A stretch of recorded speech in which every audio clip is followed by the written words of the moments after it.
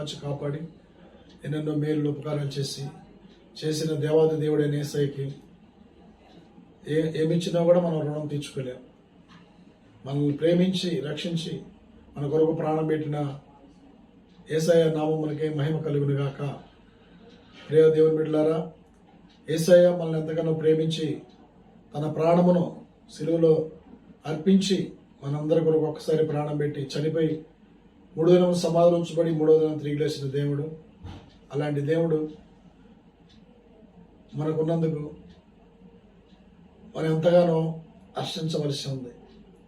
దేవుడు ప్రేమించాడు, ఆయన దేశించిన వారిని ఎప్పుడు కూడా దేశించలేదు. ఆయన దేశించిన వారిని పగపెట్టుకోలేదు. ఆయన అందరిని కూడా ప్రేమించి మరి చెడ్డవారిని ప్రేమించాడు, మంచివారిని ప్రేమించాడు. కాబట్టి ఆయన ప్రేమ ఎంత మధురం. హల్లెలూయా, హల్లెలూయా, హల్లెలూయా. అందుకనే సామెతలు 10:12 పగ కలహము రేపును, ప్రేమ దోషములన్నింటినీ కప్పును. పగ ఏం చేసిద్ది? పగ కలహం రేపిద్ది, కలహాలు రేపిద్ది. కలహం రేపి సమాధానం లేకుండా పాడు చేసిద్ది. కలహము పగ పెట్టుకున్నాడు, ఏం చేత కలహాలు రేపుతుంటాడు. సమాధానం ఉండదు, ఐక్యత ఉండదు, ఐక్యతను పోగొడతారు పగ పెట్టుకున్నవారు. కాబట్టి యేసు ప్రభు వారు ప్రేమామయుడు.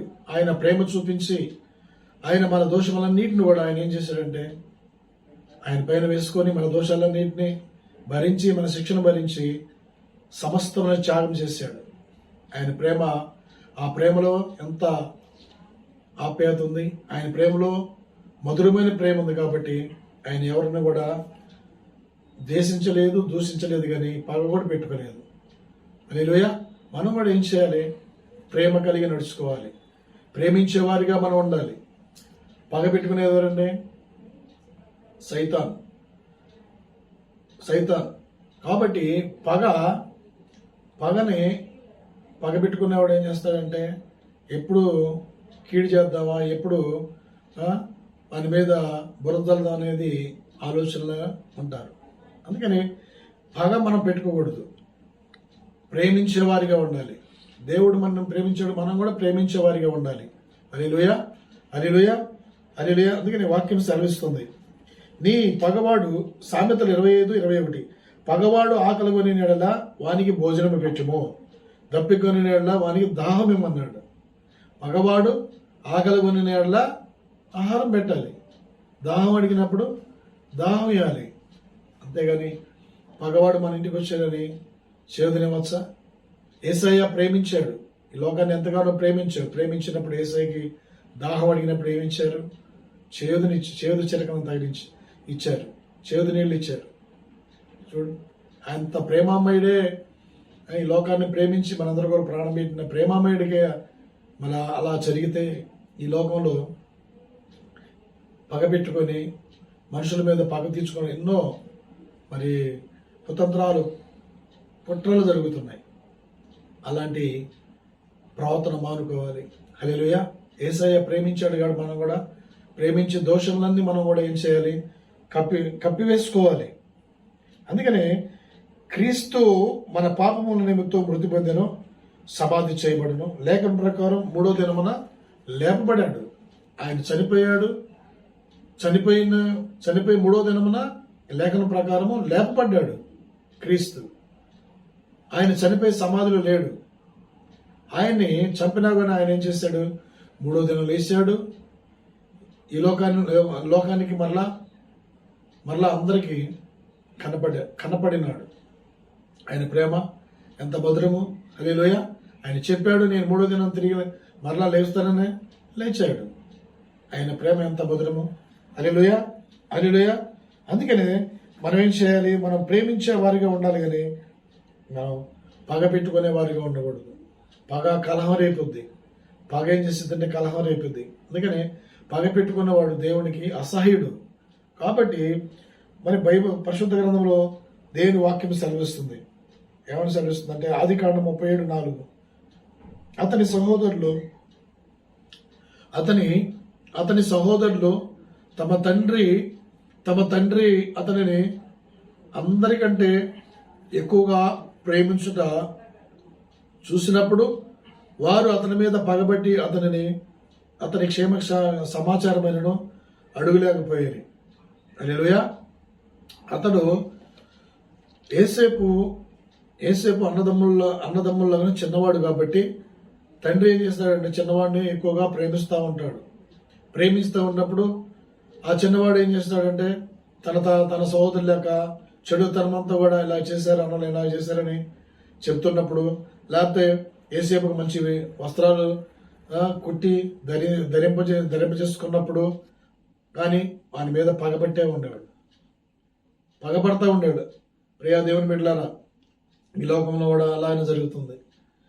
సంఘములో ఐక్యత లేదు, సంఘములో ప్రేమ లేదు, దేశంలో ఐక్యత లేదు, ప్రేమ లేదు. ఒకరు దూషించుకోవడం, పగబెట్టుకోవటం. సంఘము దేవుని శిరస్సు కాబట్టి సంఘములో ఐక్యత, ప్రేమ, సమాధానం కలిగి ఉండాలి. ఒకరి మీద ఒకరు పగబెట్టుకోవటం, ఒకరిని దూషించుకోవడం ఇలాగా జరుగుతూనే ఉన్నాయి. అవి మనలో నుంచి మనం తీసివేసుకోవాలి. పగ ఏం చేసిన కలహం రేపు సంఘాల్లో కలహం రేపేసేసిద్ది, సంఘంలో ఐక్యతను పోగొట్టేసిద్ది. సైతాను చేసిన సైతాను చేసే ఆ యొక్క చెడ్డ పని అంతా కూడా మనం గ్రహించి దాని నుంచి మనం మరి బయటికి రావాలి. హల్లెలూయా. అందుకని పగ అనేది అది ఎప్పుడు కూడా పెట్టుకోకూడదు. ఏసేపు మీద అన్నదమ్ములు పగ పెట్టుకున్నారు. ఏసేపుని ఏం చేశారు? ఏసేపు మీద కీడి చేశారు. అందుకని పగ పెట్టుకున్నాడు ఎంతకైనా కీడి చేస్తాడు. కాబట్టి పగ పెట్టుకున్నాడు ఏం చేస్తాడు? వాడిని ప్రాణం తీయడానికి కూడా వెనకాడు. ప్రియ దేవుని బిడ్డలారా, పగ మన పొరుగువాడి మీద మనం పగ పెట్టుకోకూడదు. పొరుగువాడిని దేవుడు ప్రేమించమన్నాడు. నీ పొరుగువాడు ఆకలి కొనేయాల, మనకి ఏమైనా ఆహారం పెట్టమన్నాడు. దాహము కొనియాల, మనకి దాహం అన్నాడు కానీ పగ పెట్టుకోవచ్చా? ఏసేపు మరి తన అన్నలు ఏం చేశారు? మరలా ఏం చేశారు? అతడు వారిని చూసి ఏసేపు ఒక కల కనిన తన సహోదరులతో అతని తెలియజెప్పు వారు అతని మీద మరింత పగబట్టారు. అతని మీద ఇంకా పగ కంటే మరింత పగబట్టారు. ఎదుగుతున్నప్పుడు, అభివృద్ధి పొందుతున్నప్పుడు, సంఘము అభివృద్ధి పొందుతున్నప్పుడు, సేవకులు అభివృద్ధి పొందుతున్నప్పుడు మరింతగా పగబట్టి దేవుని యొక్క కట్టల నుంచి తప్పిపోయారు. వారు పాపం చేసినారు. ప్రియ దేవుని బిడ్డలారా, అందుకని మనం పగ పెట్టుకోకూడదు. ప్రేమ కలిగి ఉండాలి, మనం ఆదరించేవారిగా ఉండాలి, దయ చూపించేవారిగా ఉండాలి. కాబట్టి ప్రేమ అనేక దోషములను కప్పివేసింది. కాబట్టి ప్రేమ కలిగి సత్యం చెబుతూ మనం అనేకులకు క్రీస్తు మాదిరిగా మనం ఉండాలి. ప్రియ దేవుని బిడ్డ, నీవు పగ కలిగి ఉంటే ఈరోజే నువ్వు పగను విడిచిపెట్టు. నీ పొరుగువారిని దాహం కలిగి ఉంటే దాహం ఇవ్వు, ఆకలి ఉంటే ఆకలి పెట్టు, ఆకలికి ఆహారం పెట్టు. అప్పుడు నీకు మేలే జరిగింది కానీ కీడు జరగదు.